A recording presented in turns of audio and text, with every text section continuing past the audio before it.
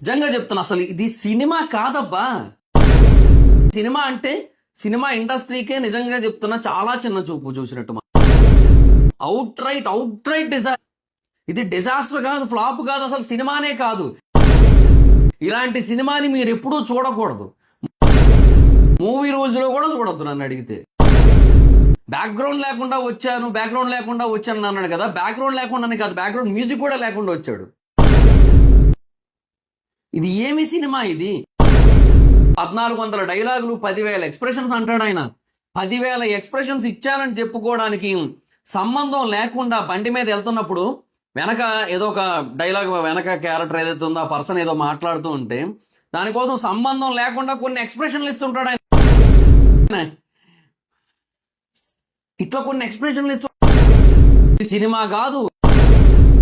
Moto vlog లో కూడా ఇది మంచిది కాదు.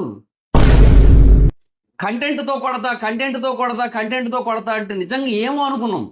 అంటే కంటెంట్ తో హిట్ కొడతా అన్నట్టుగా చెబుతుంటే ఏమో అనుకున్నాం, నిజంగానే కొట్టిండు. ఇట్లాంటి కైండ్ ఆఫ్ ప్రమోషన్స్ ఇంకెప్పుడు నమ్మద్దని చెప్పి గట్టిగా కొట్టిండు మనకి.